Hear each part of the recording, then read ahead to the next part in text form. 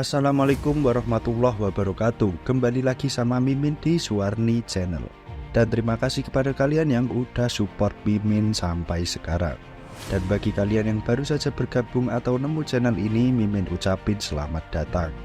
Melanjutkan dari part sebelumnya di mana Gujang yang telah terdoktrin oleh manajer Jang dan Sion yang hampir saja terkena serangan pembunuh bayaran yang menyamar sebagai anggota Gudo. Baik, sebelum masuk ke detail alur ceritanya, mending Mimin intro bentar dah.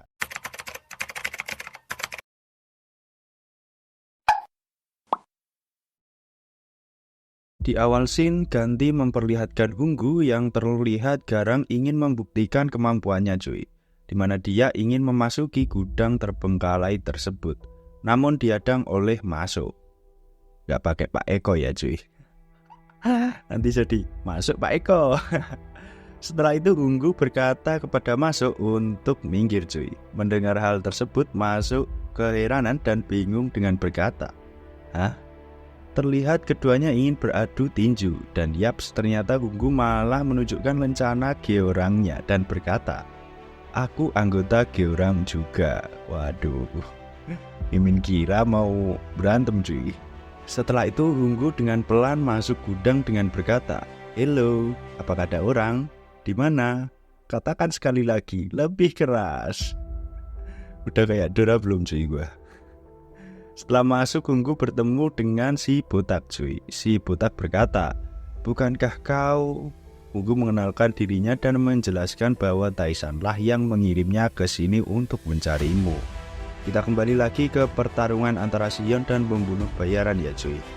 Terlihat si pembunuh bayaran ini sangat siap menghadapi Sion dengan senjata andalannya sabit kecil yang dikaitkan dengan benang tipis cuy. Saat hendak menyerang, Sion berkata, "Apakah kau orang profesional itu?" Belum sempat pembunuh bayaran menjawab pertanyaan Sion, Sion langsung menyerang dengan belatinya. Namun dapat dihindari oleh si pembunuh bayaran ini cuy. Pembunuh bayaran yang baru pertama menghadapi Sion pun terkejut bahwa serangan Sion cepat dan akurat. Seperti Kakashi, Sion melempar pisaunya bak shuriken cuy. Setelah menghindari lemparan pisau Sion, si pembunuh bayaran ini tampak senang dan berkata, "Menghibur sekali." Adu mekanik pun terjadi antara pembunuh bayaran dengan Sion yang saling beradu skill. Di sini tampak serangan pembunuh bayaran ini mudah sekali dibaca pergerakannya oleh Sion.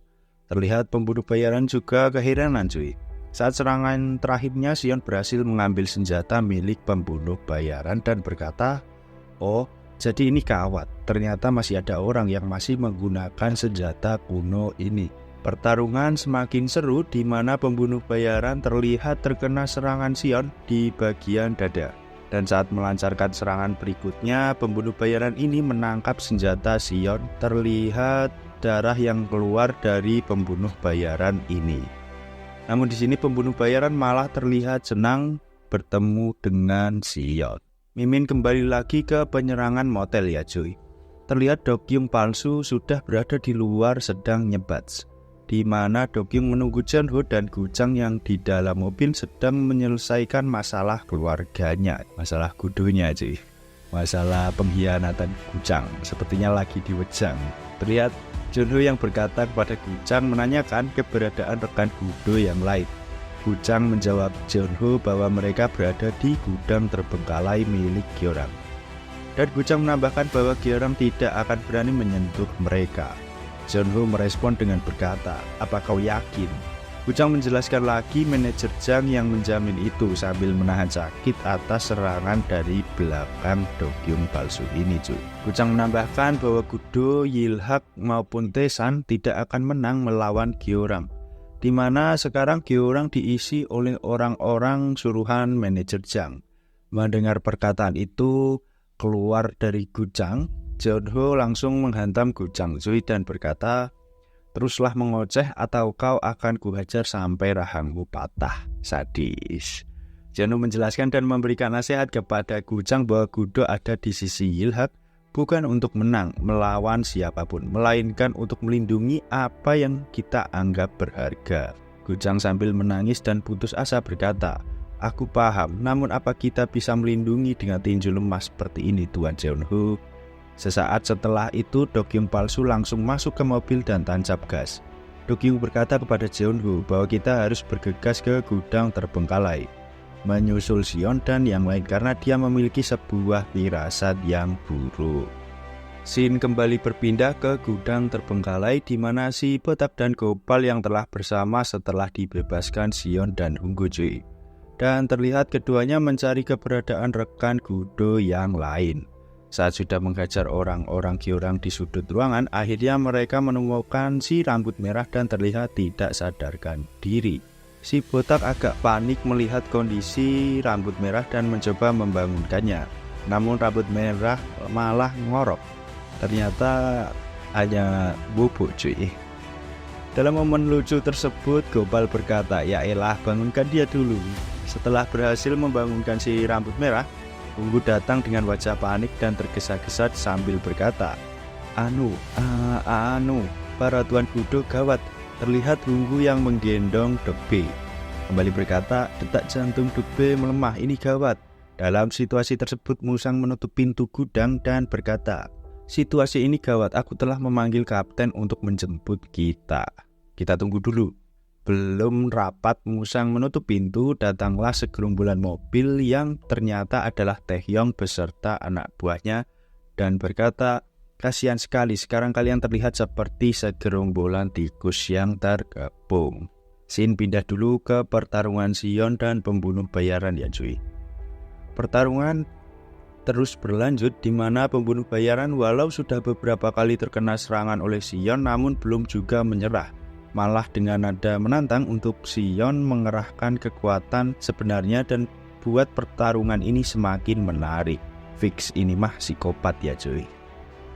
Jauh sebelum manajer Jang mengkhianati Yiseo dan Sion, Sion merupakan ketua pasukan khusus di bawah perintah manajer Jang, yaitu tim hantu dengan keahlian seperti ninja. Saat itu Sion pernah mendapatkan misi untuk menghabisi Yongpal, seorang pembangkang Korea Utara dan mafia penyelundup senjata militer. Di scene tersebut terlihat Sion yang berhasil masuk ke markas Yongpal dan berhadapan langsung 4 mata dengan Yongpal. Yongpal mengambil pistol dalam laci meja kerjanya dan langsung menodongkan ke Sion. Namun Sion memiliki keahlian yang sama seperti pemburu bayaran, dengan senjata benang tipisnya langsung mengikat tangan Yongpal. Mungkin sebab itu Sion mampu membaca pergerakan si pemburu bayaran dan mampu mengimbanginya.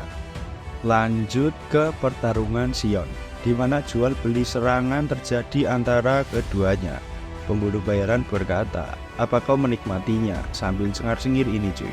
Saat keseimbangan pemburu bayaran ini rapuh, Sion siap untuk menikam.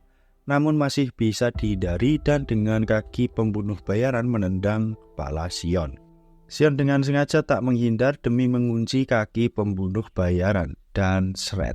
Sayatan telak mengenai kaki pembunuh bayaran ini cuy.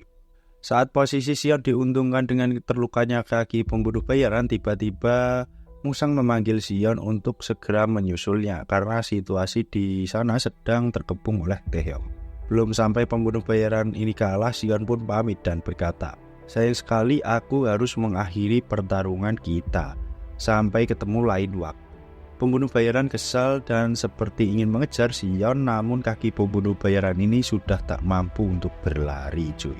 Shin kembali memperlihatkan Musang, Hunggu, dan Gudo yang dikepung oleh Taehyung dan anak buahnya. Taehyung pun berkata, "Aku tak akan membiarkanmu lolos hidup-hidup. Jangan kira kau akan mudah untuk kabur." Musang pun standby pada posisi bertarung dan tiba-tiba datang Sion bala bantuan yang baru saja dipanggil Musang. Dengan senjata benang tipisnya mampu menjerat leher dari Taehyung ini cuy. Terlihat Taehyung tak bisa bergerak atas lilitan senjata Sion dan mencoba menahannya dengan tangan. Gimana cuy, ceritanya keren gak? Sebelum masuk ke cerita selanjutnya, dukung channel ini ya agar Mimin tambah semangat menyajikan konten yang bagus-bagus dan seru pastinya. Bagaimanakah nasib dari Taehyung ini selanjutnya? Apakah Gyeorang akan kalah dan musnah? Nantikan keseruan jalan ceritanya hanya di Suwarni Channel. Akhir kata Mimin pamit undur diri dan jangan lupa minum susu setiap hari. Bye.